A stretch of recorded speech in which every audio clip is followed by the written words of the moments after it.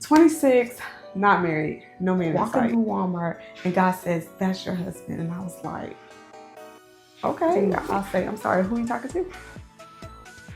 One of the biggest joys of being a mother of many is that it's a blessing to read the scripture like, be not weary in well doing in the morning. Then I'm going to remember that throughout the day. Hello friends, welcome back. I'm gracefully Gwendolyn Davis. I'm the wife and mother of, I'm the wife of Bill Davis, and I'm the mother of 6 beautiful children, and I love to create content about womanhood, motherhood, all of the above. I am excited because I said, it's time that I sit down and talk. I really enjoy doing B-roll content as well as just showing the joys of motherhood, but I have not sat down in a while. But I think I'm going to start sitting down more because I have so much to share about being a wife and mom. I'm still learning, still growing, still all of the above. But yeah, so let's start at the beginning. 26 years old, not married, no man in sight. I had just ended a relationship. So I just wanted to share a little bit of my testimony of how I got to being here with you all. But yeah, so 26, not married, no man in sight. And I think the best way to describe that feeling is embarrassed. Now, mind you, I'm surrounded by so many other women who are single. I grew up in a church. We were very close. And yeah, I was not the only non-married. I think out of my age group, there were maybe 3 of us married, but I was just begging God for a husband, not literally begging, but embarrassed as a 26-year-old not married, because in my environment and back then, it was kind of like people were getting married at a younger age, or yeah, I don't really know what it was. I just really felt rushed to get married. Fast forward to year 26 and I'm still not married. The plan was for me to be married by 21. That didn't happen. So I'm like, okay, 22 is good. 23, 24, 25, God, where are you? But let me say this to all of my single friends out there: enjoy your single life. And when I say enjoy, the best way you can. If you don't have a lot of money to travel 2 or 3 hours down the road, okay, honey, get out and enjoy your life. I know traveling is not for everybody, but I think anybody who goes away, if you go to a good location, you're gonna enjoy it. And what I have learned, I'm just gonna throw this in there, this helpful tip from a mom of 6. The reason I think people love going to hotels is because they're nice, they're clean, they're organized. It's just a nice space, right? I think that's why people really enjoy going to hotels. And it's one day I had an epiphany. Quinn, if you clean your home and make your home feel like a hotel, you'll be at peace. So I was like, that's true. So I try to keep my home clean. Now, the room that I'm currently in is total chaos. We are going to clean this. When I say we, I mean me and my children, all of us, even Christian, my 1-year-old. I'm sure he could pick up something. If you clean your spaces, your most important spaces, your kitchen, your living room, your room, if you keep those clean every night, game changer, okay? I'm telling you, it's a game changer. And just straighten your bathroom as you go, because that's a high traffic area. It's hard to keep that clean all the time, but listen, it's a game changer. Okay, so back to being 26, no man in sight. God, where are you? And I remember I was interested in someone else. I was introduced to the sister, and she did my hair for a little while, and she said, hey, you want to sing with us? And I was like, sure. So I remember going with them out of town and singing, and it was great. I normally went to all services. We had services Monday, Tuesday, Wednesday, Thursday, Friday. Okay, let me take that back.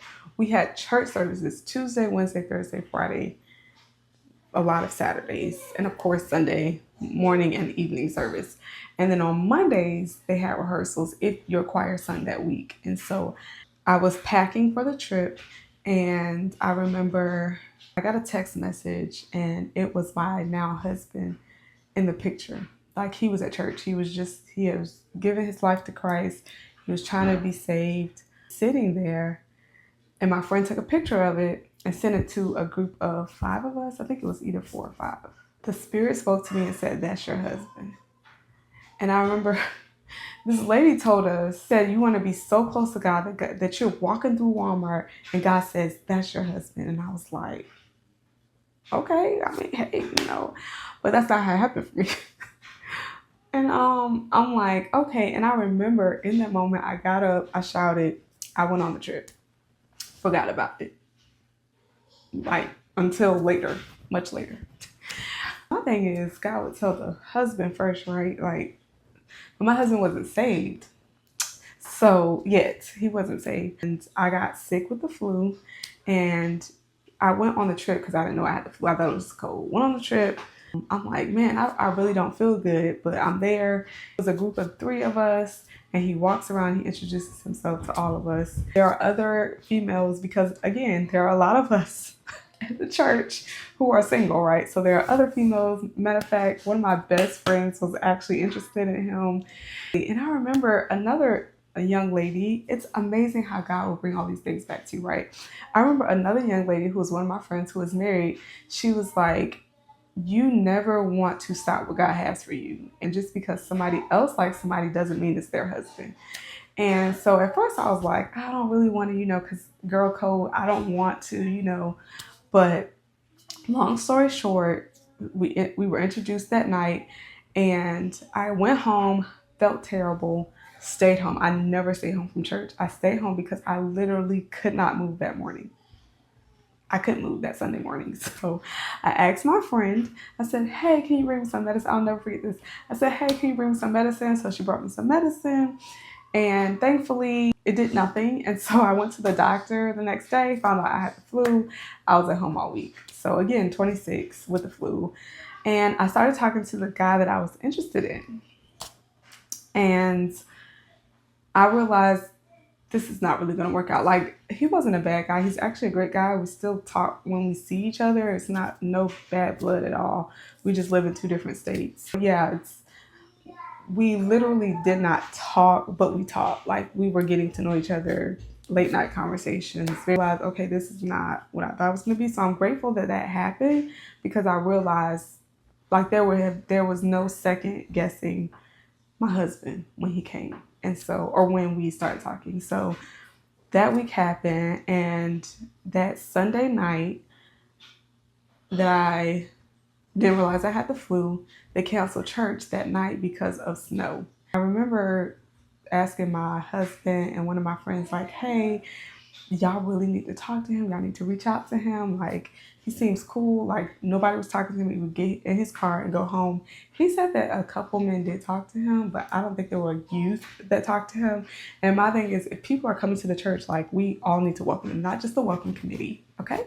Everybody needs to welcome them. So anyway, long story short, I was like, well, I'm just going to see if I can find him. I don't know how I found him. No idea. I think I just looked for Jamal, South Carolina. His name is actually Bill Blau, but I think I looked for Jamal Davis and found him. And I was like, oh, okay. And so I remember saying, hey, this church is canceled or something like that. This is our church page, and you can find all updates here. That's all I said. And I honestly didn't think too much of it. He didn't see it till the next week. So by then, I'm much better, feeling better. And he was like, Lord, let me see what my wife would be like and let her be clothed in purple. And so he finally sees this message from me on Friday. So from Sunday to Friday, he didn't see this message. And I don't remember thinking twice about the fact that I had sent him a message. And also I forgot that God said he was my husband, right? And so that he looked at it, he was at work. And he worked at a shipyard. It's like a big yard where they work on boats. And he said he looked at the message and was like amazed because I didn't have on all purple, but I had on purple. Whatever. Anyway. And he was just like amazed because he wasn't saved yet. And a lot of people would probably think, well, why would you ask God for a wife and not to be saved? And my response to that is, you never know how God will save someone. You have to reach out people. But anyway, so he finally messaged me back, and that's how we started talking. So it was a lot because he wasn't saved, and where I come from, you don't talk to somebody who's not saved. But what helped me through that process, because my pastor is sick, so he's not coming to church a lot. But of course, I have my dad, and my husband came to my house. He introduced himself to my dad. If y'all want, we could do a sit down talk. We actually talked about this on our family channel, but maybe we can do like another one on this channel, just so you all can have the full dynamics of how we got together. But we talked, things worked out, he got saved, and we got married. And we had, this is a kicker, right? People say, did you want 6 kids? But my husband and I never really talked about kids. Like, we talked about kids, but we didn't talk about how many kids. We just, like, even as I'm waiting to get married, I never put a number on how many children I wanted to have. And to be honest, I didn't think that far ahead. I was just thinking, I really want to be married. Like, I think that was my biggest focus. And maybe it's a good thing, because maybe if I would have put a number to it, I would have been disappointed or whatever. It doesn't matter, because I have 6 kids and I love them. I wouldn't trade it for anything, y'all. I would not trade it for anything. But that goes back to purpose and how our steps are ordered. And I'll put the scripture up, but it's a scripture that says, the steps of a good man, or woman, are ordered by the Lord. To acknowledge that everything that we do, there's a reason for it. Bishop S.Y. Younger says nothing will be wasted. And I'm very grateful for the path that God has blessed me with. I remember I wanted to graduate, so I went to school. I got my bachelor's degree, then I ended up getting my master's degree. I thought about a doctorate, and then I realized I really don't need this. Let's fast forward to today. So the scripture says, this is the ESV version, and let us not grow weary in good doing, for in due season we will reap if we do not give up. And that is the thing. The process seems like it could take forever, right? Like, it's like, And I remember going through each postpartum period right after my son, not working in the house with him. It was okay. Like, it wasn't bad. I enjoyed it. I think the environment that I was in did not encourage stay-at-home moms at all. Whereas the environment I came from was, stay-at-home moms are great. You're doing great. And so that was challenging. But I overcame that by baby number 4, when I actually had to stay home. And I'm not going to say had to. My pastor suggested that I stay home. And so it just, eventually I saw the benefit of being at home with the children, especially having 4 and not paying for childcare. But outside of that, the benefit of them always having me there. I also want to add the scripture. This is Isaiah 40:31. But they who wait for the Lord shall renew their strength. Let's talk about renew their strength really quick. That means that the strength was there, but it has to be renewed. I think it's important to add that anything that we do in life, it takes strength to do it. Whether you are just a woman who serves in church, or if you have a husband, you're serving your husband and the church. And if you're a mom, sometimes you're doing all of them.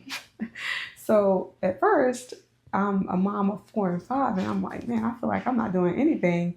And then I remember a preacher coming into our church and saying about the first lady who also had 6 children. I'm talking about the pastor. While he was serving you all, she was serving the babies. And I realized in that moment that motherhood is ministry. And a lot of times we say holy work. It really is. It's all holy work. Washing dishes, washing clothes, running a household. It's all holy work. Doing hair. Anyway, so they shall mount up with wings like eagles. Do y'all hear this? Like, this says shall. Not maybe, shall. They shall run and not be weary. They shall walk and not faint. That is a promise. And I can tell you that so many times, like being pregnant and still having to push through, my husband being extremely busy with ministry and convocation. And I was not able to sing, but I was still able, we were able to make it. But it was a lot just to make it. But I had to plan for that, prepare for that. That's where routines come in. And I didn't see it until now. All of the staying up late, like all of the different things that I was being made to do on my own, because my husband also worked swing shift through the third pregnancy into the fourth pregnancy. So about 2 years he was working swing shift, where he would work 3 or 4 days 6 a.m. to 6 p.m. and 3 or 4 days 6 p.m. to 6 a.m. So it's just me. No help here where I live. I had a couple people who would come over sometimes on Sundays and stay for an hour or two. With my fifth, my mother-in-law came and helped out with like folding laundry, washing clothes, cleaning up. And I think that's when I realized how important it is to have a clean home. It helps you mentally, which is why I really work so hard to clean my space. In scripture, whatever you do, work heartily as for the Lord and not for men, knowing that from the Lord you will receive the inheritance of your reward. So anything that we do, so that includes motherhood. Let's fast forward to 2022, 23. I had my son in 23. So around 21, 22, my husband was like, you really need to do a YouTube. And I was like, okay, sure, yeah. And it was far from my mind. 23, I had multiple people telling me, you need to start a channel. And I'm like, okay. But I really didn't know which direction to take. I started the family channel, didn't know what to name it. Then I had multiple people who told me when I was pregnant with baby number 6 that you're a grace for this. And so that's where Grace for Davis came from, because people kept telling me I was grace for it. Now, Gracefully Gwen came about because I realized that it's hard to do family content and motherhood content, even though I'm sure there are many people who do it. It was challenging because it's like you want to do family stuff, but you want your own space as well to encourage mothers. And so that's where this came about. And so hopefully I'm encouraging somebody. I really do enjoy, like I said, making the content as far as like B-roll and showing you how I run systems in my home. But let's talk about how I got there. So after while I'm pregnant with baby number 6, it was a lot going on. But I learned to do little systems, and I didn't even realize I was doing some of these things. But simple systems, like people say, I don't know how you make it to Sunday school every Sunday. But the key, and people say this all the time, but it's so true, like you have to prepare the night before. You don't have to, because there are times where I don't prepare the night before, but because of the systems that we have in our home, it makes it easy for me to just hop up and do what I have to do. So simple breakfasts like grits, oatmeal, throwing bacon in the air fryer. Like that stuff is so easy, but it comes in handy, and that way you're not trying to make a big meal to feed people. Grits are very filling on their own. My kids will eat grits like it's nothing, as well as oatmeal. Them having fruit for them to just grab and go, or other little snacks. My kids are not really big snackers. Like they enjoy meals, but they do eat snacks. So they eat fruits for snacks. They eat like chips and stuff. We do what works for us, right? And I think that's one of the most important things. Another important thing that I have learned is organization. And so a lot of times organization does require bins. And I just heard somebody say the other day that they love all of the clear organized bins, but they don't use them. And so you have to do what works for you. I use my bins faithfully, okay? I love them. I have the containers, and what helps us, especially with a big family, right? But even if you don't have a big family, it helps. Like putting pastas in a container, and we actually eat them. Like we actually eat spaghetti noodles often. I love angel hair noodles. I have not used them in a while, but I'm probably going to add that to the list for next week.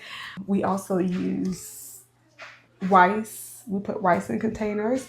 And so not only does it help me, but like pretty much all of my kids that can reach the containers know where they are and how to get to them. So if I say, hey, get the rice for me, like we have a place where we put bags for dirty Pampers. It's just like Walmart or Target bags, wherever bags. And I can say to my 2-year-old, Matt, get me a bag. And guess what? Matt knows exactly where to go and get that bag and give it to me. So those little systems can help you as a mom. Teaching your children scriptures. Now this is a big one. You can use it. And so if somebody's having a bad day, I'll say, hey, what does the Bible say about this? Or one of my favorite ones that I drill in them is children obey your parents in the Lord. And so I make it fun, right? Because you don't want it to be, especially homeschooling, you don't want it to be a sad space. So what I'll do, I'll say, I'm sorry, who are you talking to? Huh? Because now I don't say I'm not one of your little friends. I probably will say that one day. But I'll say, I'm sorry, who are you talking to? Who am I? Okay, so let's bring it together, right? And so, they're smiling, but at the same time, I'm standing on what it is. And this is how we're going to do this in this house because I'm the mom. But yeah, so things like that work for us. And I really just had to shift my mindset when it came to motherhood and seeing it as a blessing. I've never regretted the amount of children we've had like over the years. I'm always thankful. I'm always grateful to add another family member to our house. And it's just so fun to see their different personalities.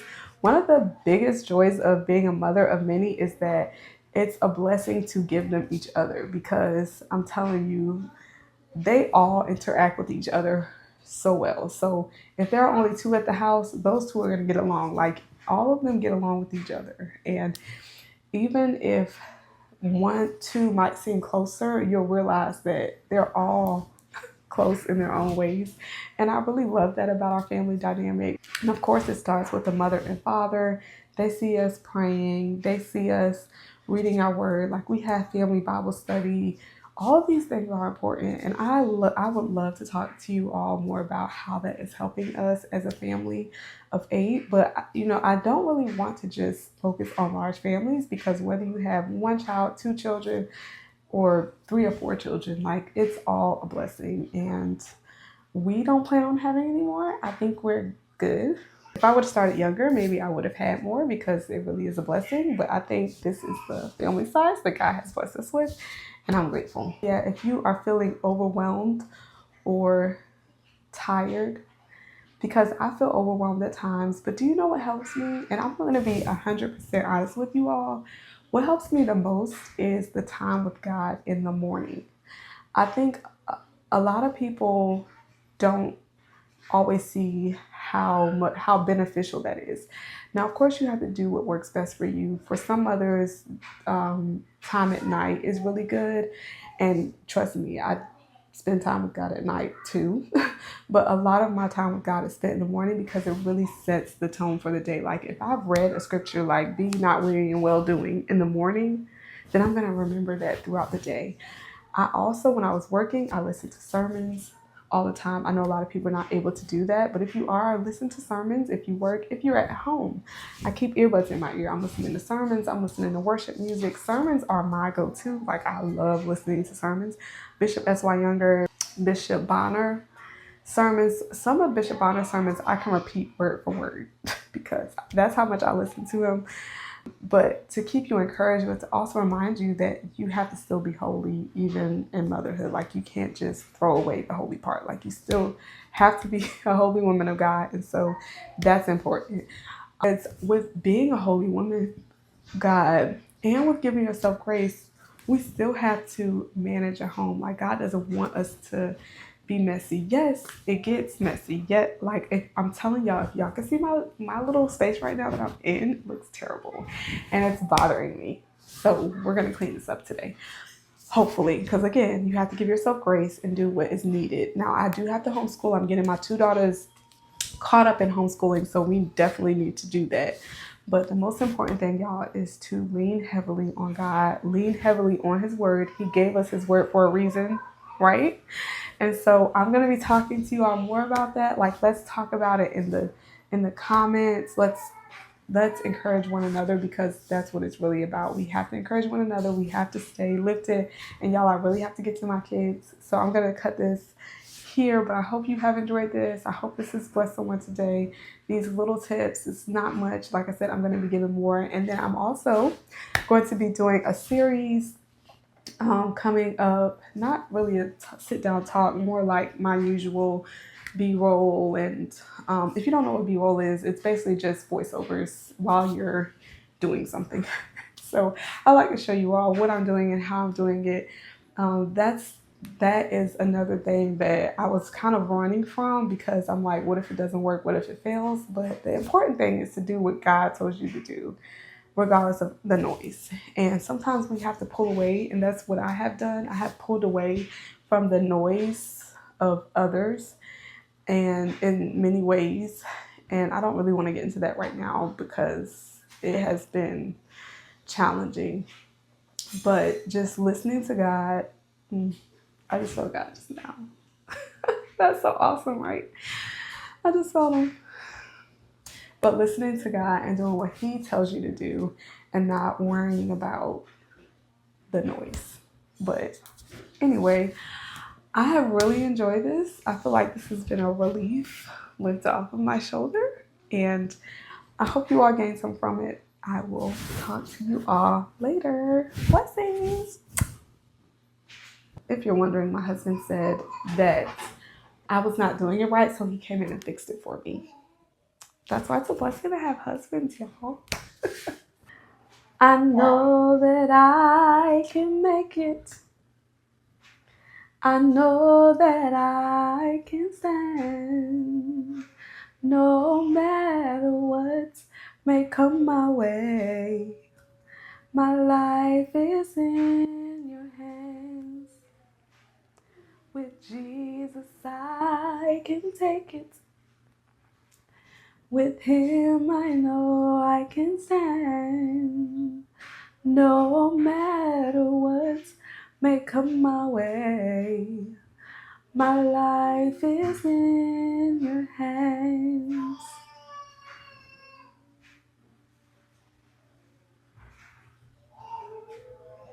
Y'all, am I really crying?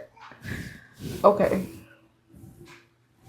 I just felt so discouraged right now, but I'm not going. Okay. I felt so discouraged just now, but I am not quitting on my assignment. So I'm going to finish this out.